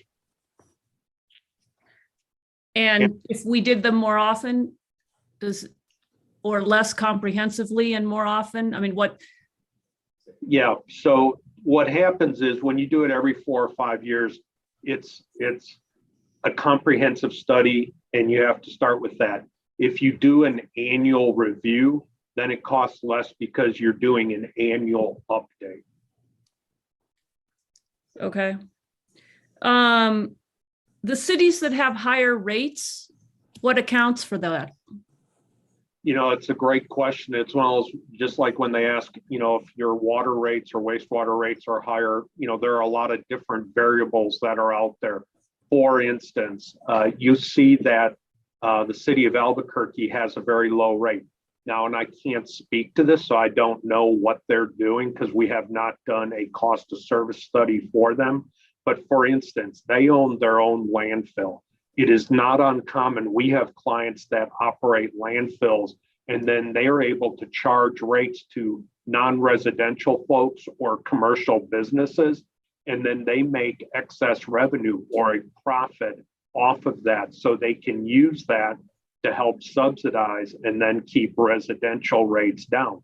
Nothing wrong with doing that, to be clear. But I suspect that's one of the reasons that Albuquerque's rates are as low as they are. One of the big variables that you look at are what does it cost to deposit your, landfill your garbage, process your recyclables. Those are some big costs that you have to look at.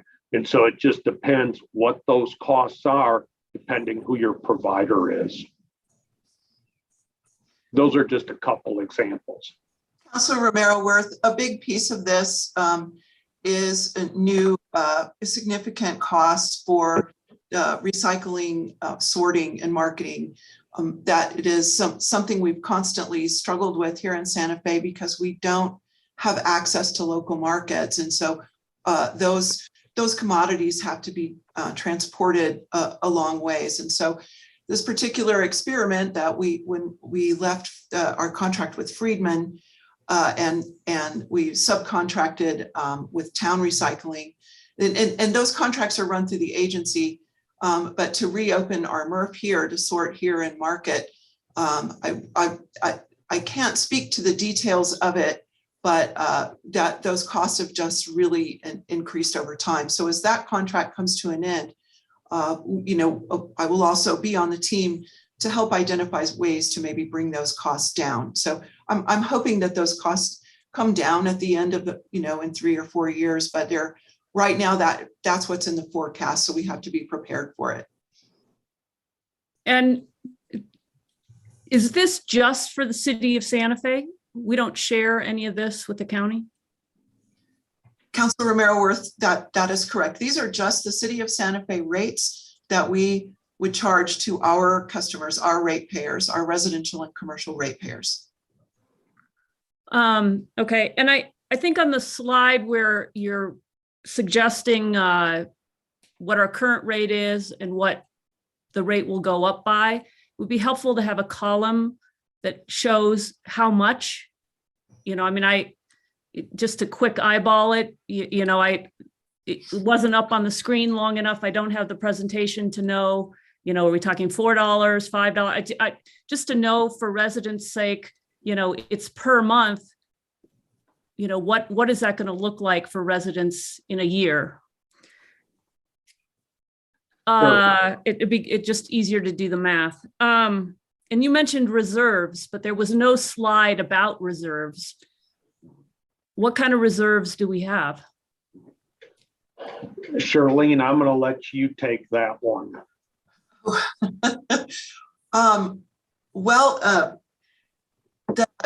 The reserve calculation that I know Mr. Yonke used was based on what the Jason Mum and FCS presented actually to the public utilities in June, which he does annually for the public utility update. Right. And I don't have that exact number, but I'll get it for you and I'll have it for you at finance. Yeah, and I think that would be helpful. And I remember those presentations from the last time I was on this committee, but as you know, I rolled off for a while and I'm back and I haven't seen one of those presentations in a while. So that would be helpful. And it would also be helpful to know, are we balancing, the use of our reserves? Are we taking enough for the reserves given the time that we're in with a pandemic raising rates? Is this I don't know. But I guess I'm looking at the impact to the consumer. And I'm wondering, are there, so you say there are 3 different things. We've got vehicle replacement, outstanding debt, and O&M expenses. Is there any more detail on those things that we can see in terms of vehicle replacement, you can't do much about it, just, vehicles wear out. We've got to have the vehicles. This is a vehicle intensive area. I don't think there's much wiggle room there. I am curious, what our debt level is and what it is provided. And, I don't know, are there any cost savings there in terms of refinancing?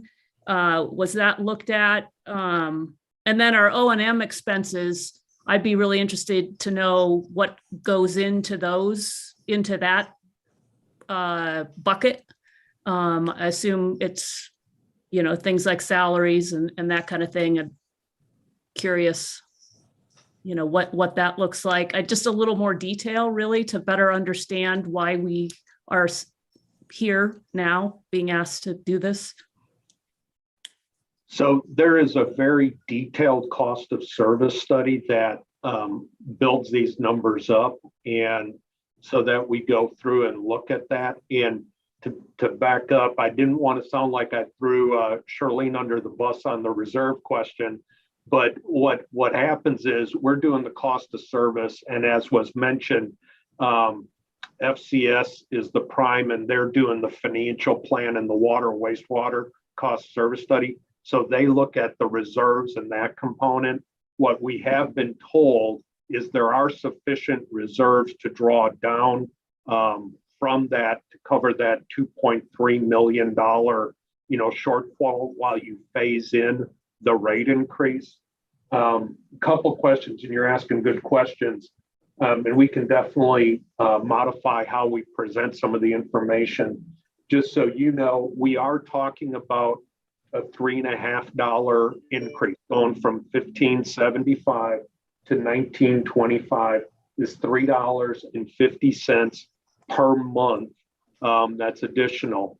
And so it's not insignificant, but also one of the things I would mention, because it's been 6 years since the last rate increase, if you looked at it on a compounding basis, it's basically about a 3 to 4% annual increase, which is inflation. And actually it's less than inflation where inflation is right now. But that's another reason when you were talking about doing studies more frequently or what have you, by having a detailed financial plan like this cost service, you can plan for, okay, this is when we have to raise rates and do it periodically. But that's one of the things where there hasn't been a rate increase in 6 years and the agency has passed these costs on, that's leading to this rate increase. Yeah, and I think having a little bit more detail so we can understand that or see it would be helpful, Sure. given it seems like this is not an insignificant rate increase. And are there, did I ask this already? I can't remember. I know I thought it, but I don't know if are there cost savings anywhere, or those have already been factored in? Are we doing everything we can to, I mean, I assume we are, but just have to ask the question. Thank you, Councilor Romero Worth, and I appreciate the question. We are, and we're very, just like everyone across the city, we're also only at about 70% staffing. We're all doing as much as we can with what we have. As you know, we're operating out of a very small amount of office space is really all we have. We don't have any kind of a facility for training. We don't even have a conference room anymore. We are doing what we can with what we have. And I will say, it's my understanding, our reserves are not, they are not sufficient to not put in this rate increase. So I understand that it's painful to ask for this during COVID, but during COVID also there's been, as everyone knows, supply chain issues and tremendous amount of inflation. We will not have sufficient funds to operate if we do not get the rate increase. Right. And again, I think we just need to make sure that we have the level of information we need to be able to justify it. And I think a little bit more information would be helpful. Then do all the sectors, I can't remember what you call them, we got the commercial, you've got the residential, that slide, are they all self-sufficient, or is any one bucket subsidizing another bucket? With regard to that, sorry, cleaning crews coming in. That was one of the reasons we've specifically with these rate recommendations are making sure that those customers that are creating or incurring the cost pay for their share. And that's why those rates are specifically recommended like we laid them out with the residential, the commercial front load versus commercial rear load, et cetera. So those proposed rate recommendations ensure that everyone pays their fair share. Is there an imbalance now? Are you correcting an imbalance, or is it balanced? Overall, they're in really pretty good shape. Bottom line, each of them are under recovering because they haven't had rate increases. And so they're all under recovering. So not that anything is out of kilter or what have you. Councilor Romero Worth, that is a really good question. There are different philosophies in different places. So you might have another city that has higher commercial rates to subsidize residential rates to keep those low. It's common to have different philosophies. We decided to present this as a straightforward, each rate as a standalone rate to pay for itself. If if the council wants us to look at a different philosophy, we can, but we need to implement this particular rate increase for 2022. And if I may, I want to be clear. We're showing another rate increase for 2024, but this, you're not voting on that tonight. We'll bring that forward separately. By doing that, it gives us a chance to have a better idea about costs around a maintenance facility, because we're still working on that. And we can make any other adjustments in 2024 that we may need to, but we have a plan, and when we come back, if there are any adjustments that need to be made, we can make it then. So we are only asking for the vote on the rate increase for 2022. Okay. I think those are all my questions, Mr. Chair. I just think it would be helpful, to have a little bit more information on this, to better understand it and better probably to defend it, given that there hasn't been an increase in a while. And I don't know that everybody understands all the pieces that go into figuring out what we charge customers. I agree with you, Councillor, and Ms. Sitton, if you can probably include the PowerPoint presentation into PrimeGov. I think that'll be helpful for other councillors as we move forward with this as well. Thank you, Mr. Chair. I'll be sure to do that. And I can send anyone the full cost of service report. I can send it to the whole committee or anyone that's just interested. Send it to the committee. Thank you, Mr. Chair. I will do that. Thank you. Councillor Lee Garcia, you have your virtual hand up. Yes, thank you. A lot of my questions were answered during the dialogue there by Councillor Romero Worth and the director and everyone else, but I just want to dig in a little bit more to, obviously people do not like to be charged more. You can see that in any retail business. They always want to save. And if it's going back to that we must raise the rates, people do want to know why. And I think that, was it my understanding that the biggest cost to the department is the landfill fees? Is that what I was understanding? And how much of that is landfill fees versus the recycling? Mr. Chair, Councillor Lee Garcia, so it is the largest chunk of this rate increase is the increased fees from the agency to the city. The landfill fees are going up, but it's the implementation of processing fees for recycling that are also significant because they didn't exist before.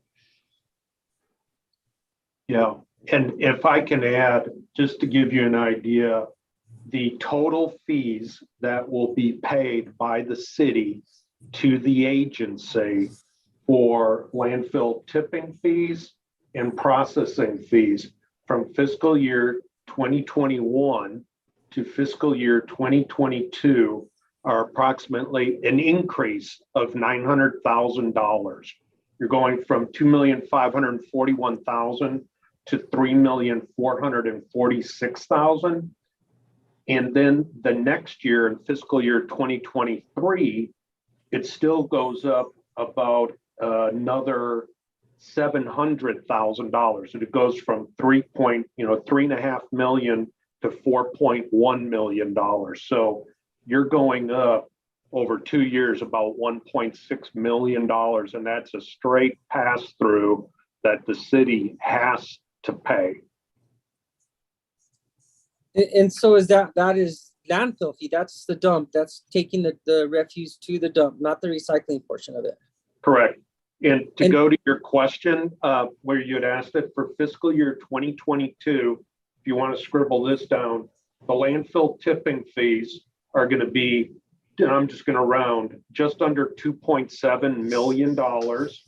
The processing fees for the recycling will be just under $800,000. So together, it's just under $3.5 million. And so, so from that standpoint, I mean, you know, cost of overhead, reselling, was there any negotiation with them in terms of, you know, does it have to go that high? And so when we did the cost of service study for them, and we started this process, I think it was about 2.5 years ago. And then COVID hit and we went through all that and delays. They had gone approximately 10 years without a rate increase. So they were catching up on some of their stuff. That got passed, approved by the Joint Powers Board. And so those rates took effect October 1st of 2021. Charlene, if I missed anything there, you feel free to interject. Thank you, Dave. Councilor Garcia, so I know you're all drinking from the water fountain right now, or the hydrant, so to speak. The Santa Fe Solid Waste Management Agency has a joint powers board, which includes 3 city councilors and 3 county commissioners. And so they were presented the information and accepted the rate increase. So you're welcome to see the minutes from the joint powers board meetings if you're interested in that. And we'll have representation on the joint powers board continuing from this committee with Councilor Rivera and Councilor Michael Garcia. thank you. I don't have any more questions. Thank you.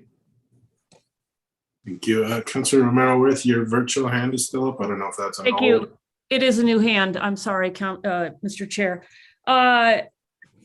So is it possible to get a slide with that just succinctly says, you know, this is why we're having to raise rates. It's because of the recycling. It's because of the land use fees. Just so we, again, can really succinctly explain why we're having to have this rate increase. And I guess the tipping fees, I guess it would also be informational to have something on the tipping fees. I don't sit on that joint powers board. I don't know a whole lot about it, but it would be interesting to know, to see kind of how tipping fees have increased over the years. And, you know, to your point, you know, if they haven't increased them, how that has looked in just a graphic or something that helps us understand kind of where that's coming from. Sure. We can do that. Mr. Chair and Councilor Romero Worth, I'm also happy to provide you the cost of service study for the agency if you really are having insomnia and through all of those numbers as well. I can provide you both of those. Yeah, I mean, I wouldn't mind looking at it. I just think, again, you know, there's a couple more slides I think would be helpful in terms of what's the right word? Like, it's not sifting, but getting down to kind of some of the points about, yeah, why we're in this position, and in a way that's very visual and very easy to help the community understand. Sure. Without having to dig into the report. I am interested in thumbing through the report, but I think we're going to have to be able to very succinctly point to, here's where the expenses have gone up, here's why we're seeing this need to raise our fees, and, you know, that we're in some ways at the mercy of other fees that have been raised. So that's all I have, Mr. Chair. Thank you. Thank you, Councilor Melworth. Councilwoman Chavez. Thank you, Chair. In talking about additional slides, I just wanted to add to Councilor Romero Worth. I think since reserves are mentioned, we do need more information on reserves, a slide on reserves, because what the community is going to want to know is if reserves are available, why are we digging into our pockets during a pandemic? And I know that we could go through the report, which I do want to go through, but I think it would be very nice to have specific information that'll be easy to communicate to our community as to why we're going this route of raising rates. And, you know, we have the reserves in this PowerPoint mentioned, but there's not specifics to that, which that's something we have to be very transparent about so that there is full understanding amongst the community. So I would request that if possible. Mr. Chair, Councilor Chavez, thank you for the question. And we will certainly do that. And just so you know, we have been dipping into our reserves pretty much since October 1st when the rates went up. So we can't, that's why we can't do that too much longer. But thank you, and we'll get the information that we can. Thank you. And I think that would be good information to share, is how we have dipped into our reserves, you know, over the couple of years or through the pandemic, because I think we all kind of have had to dip into our reserves during the pandemic because there is an increase in cost. But being transparent about that so that the city sees that we're taking that initiative of starting there before raising rates is very important, and having the numbers is going to be essential in the conversations that we're going to be having. Thank you so much. Thank you. Thank you, Councilor. Councilor Lee Garcia, your virtual hand is up. Thank you. Just, I guess, one last question. And did the department take a look at what Rio Rancho does? I know I think I saw Albuquerque in there. I saw some of the other cities. And is Caja del Rio landfill, that's the only place really for us to transport our waste. Is that correct? Or is there other options?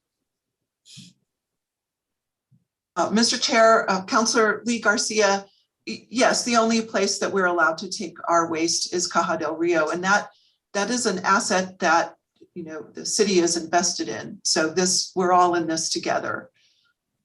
The rate comparison that we showed was city-run franchises. So you also have private contracts, but those have different elements. So Rio Rancho uses waste management, I believe. Okay, thank you. Any other questions? I do have a question for Mr. Jones. Can you talk briefly about reserves? I hate to put you on the spot like that, but I know you're aware of the reserves, and can you speak to it a little bit? Absolutely, Mr. Chair. Thank you. So I did go ahead while we were going through the discussion. I forwarded the committee members the financial presentation that was given in 2021 by our financial consultant. I added an email that they're currently working on the update. We should have that within the next few months, probably early summer. So the reserves cash balances right now that we would provide would be unaudited cash balances. But I think just for the committee, the numbers that I track, environmental services would have about $10 million in cash reserve. So keep in mind that each utility is required to maintain a minimum cash reserve. So for environmental services, I believe that's about 4.5 million. So really what we're talking about is about $5.5 million in cash reserves that the utility has for things like rate stabilization. Meaning if the agency were to raise its tipping fees in October, how would we have time to put together a plan and come before our constituents in March? Right, those reserves help us stabilize those rates.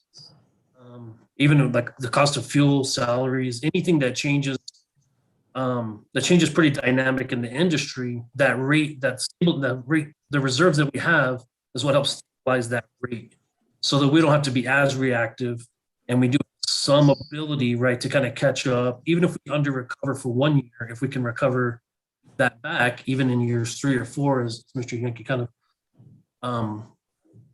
proposed having those reserves. But again, unaudited numbers, I would say right now that's about $5 million is what I'd anticipate to see.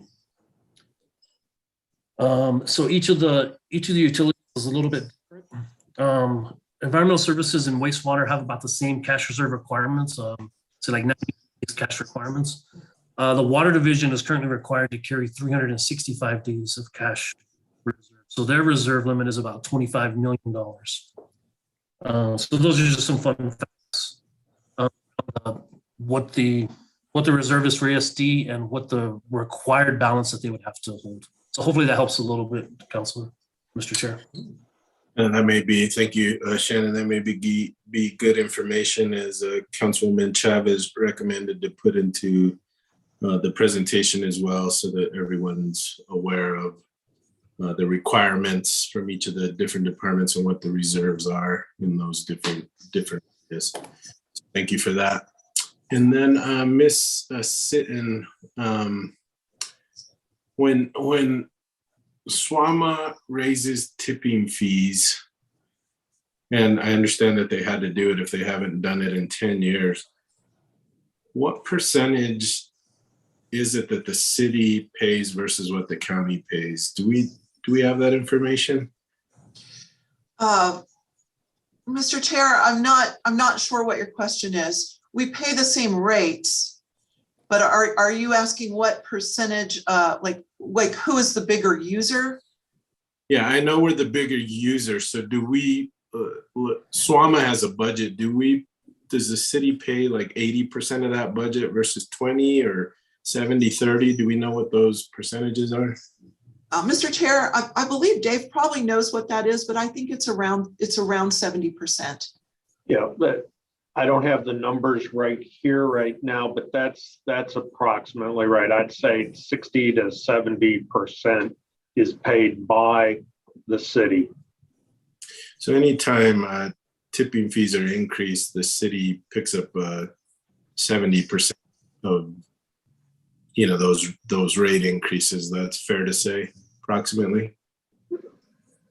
I'd say that. And again, it's just how it's designed. You'll come up, we calculate and develop specific rates per ton for operating at the landfill, and then for the processing at the BERT facility, the transfer station, and the MRF.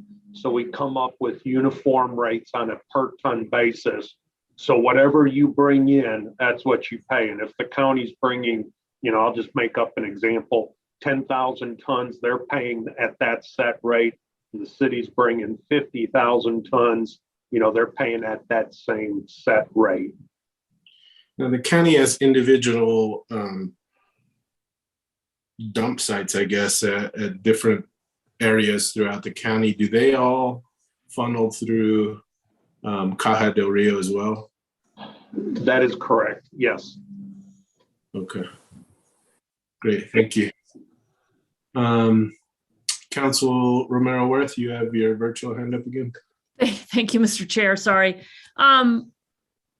Mr. Chair, the comment you made about reserves and Director Sinton about your comment about how, or maybe it was Director Jones who said that there's a certain level of reserves that utilities are required to keep.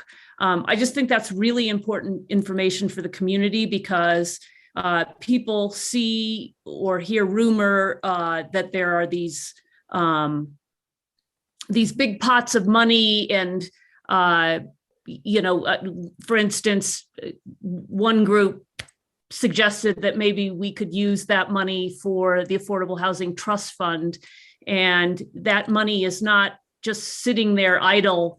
It's in fact, we're required to have it, as you pointed out. And so I think it is really good understanding for the community to understand that we, by law, are required to have a certain level of reserves, and it isn't just an unused slush fund that can be, put out for other things. So I just want to echo the chairman about the importance of understanding better that there are certain levels that we have to maintain.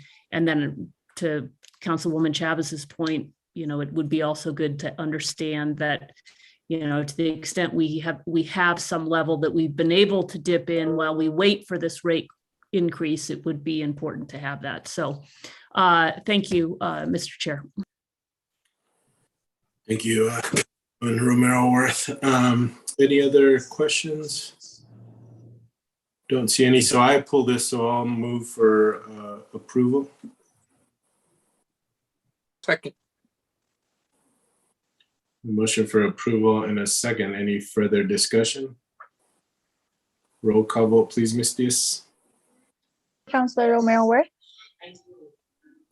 Yes. Counselor Michael Garcia, Yes. Counselor Chavez, Yes. Counselor Lee Garcia, Yes. and Chairman Rivera. Yes. Motion passes. Thank you. Thank you all. Great discussion, great presentation. Appreciate everyone's hard work. We're on to item 8, no action or discussion items, no executive session. On item 9, matters from staff. Ms. Wheeler. Thank you so much, Chairman. I guess I'd just like to welcome Councilors Chavez and Lee Garcia to the Public Works and Utilities Committee. Love to spend some time with you to introduce you to the entire Public Works Department and let you know what it is that we do from beginning to end. And so I'll reach out to you and see if we could schedule some time. But thank you for your support, and please don't hesitate to let me know how I can help. Thank you, Ms. Thank Wheeler. you, Chairman. Mr. Jones. Mr. Chair, really just an echo. It is good to see you and Councilor Michael Garcia come back. Definitely strong committee members. Councilor Merrill Worth, welcome back. It is also good to see you, and also welcome to Councilors Lee Garcia and Councilors Chavez. I'm really happy with our committee, and I think we could do some good work. We appreciate the work that you guys do and look forward to this year. Thank you. Thank you, Mr. Jones. Matters from the committee.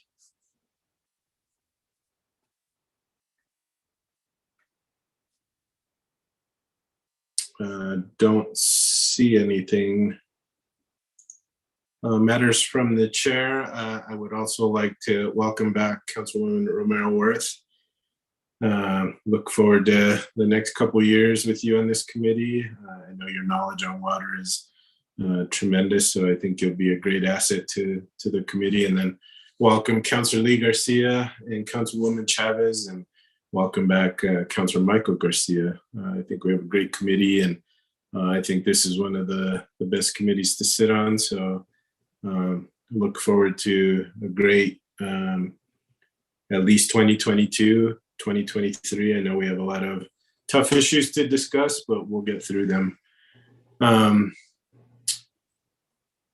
And I believe that's, I did have one more thing. Ms. Diaz and Mr. Jones, Ms. Wheeler, every time we have a new committee together, we like to, especially in the first spring, summer, is set up meetings up at the Audubon and then do a tour of the reservoirs, which I think is great for new committee members to see. And even, I still love to go up there and visit the Canyon Road plant as well as the reservoirs itself. So Ms. Diaz, if you can remind me, maybe with enough notice, May, June, July, maybe we can hit different areas, including Buckman, as well as the wastewater treatment plant, and spread our meetings around so we can do a tour of the facilities after we're done. So please remind me of that. And I hope all committee members are open to that. It does require us to visit in person, so we'll kind of see how that goes. We'll kind of tiptoe through it when we get to it, but if you get the opportunity, it's a beautiful tour, especially up in the Canyon Road area. So with that, our next meeting is Monday, January 24th. Thank you all, and have a good night. Thank you, Chairman. Good night. Thank you.